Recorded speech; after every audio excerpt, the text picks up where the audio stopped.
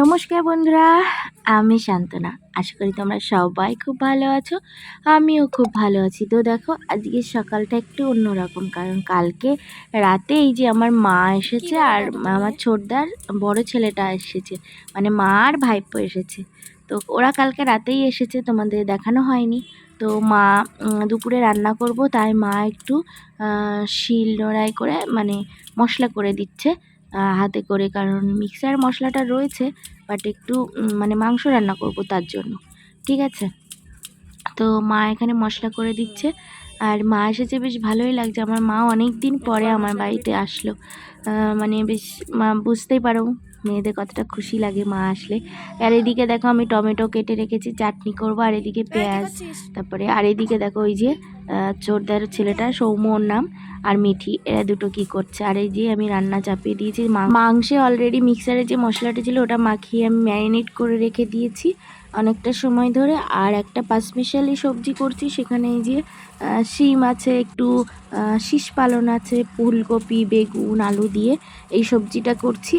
মানে সুন্দর লাগে খেতে। ঠিক আছে, আমার একটু সবজি বেশ ভালোই আমি পারি রান্না করতে, ভালো লাগে। আর এই যে মাংসটা আমি এখন চড়িয়ে দেব, মাংস রান্না হবে। আর চাটনি আর এই আজকে দুপুরে আমাদের রান্না। আর সকালে যে মিটির পাপা একটু পরোটা এনেছিল, মিটির পাপার নাইট ডিউটি, তো ও বাড়িতেই রয়েছে, নিচের ঘরে শুয়ে রয়েছে। আর এই যে সৌম্য, ওকেও ডাকলাম যে তুই আর আমি খাই, কারণ সবার ভাত খাওয়া হয়ে গেছে। আমি যেহেতু খাই না, মিটির পাপা বাড়িতে থাকলে ওকেই বলি সেদিন একটু পরোটা নিয়ে আসতে। আর সকালে তাছাড়া আমি খাই না। আর ওর পাপা তো নাইট ডিউটি ছিল মিটির পাপার, তো নিচের ঘরে শুয়ে রয়েছে, বাজারে গেছিলো বাজার করতে। তো বললাম একটু পরোটা নিয়ে আসো, তো সেটাই আমি খাচ্ছিলাম। আমার ভীষণ ভালো লাগে জানো তো। তো আমি সৌম্যকেও দিচ্ছিলাম যে খা একটু, তো ও খেতে চাইছিল না, কারণ ও ভাত খেয়েছে। তাও বললাম একটু খেয়ে নে। আর ওইদিকে দেখাচ্ছি তোমাদেরকে, এই যে মাংস রান্না করছি, অলরেডি চাপিয়ে দিয়েছি, কারণ সকাল সকাল রান্নাটা করতে হবে। আর শীতের বেলা একটু বেলাও মানে টাইমটা খুব তাড়াতাড়ি চলে যায়।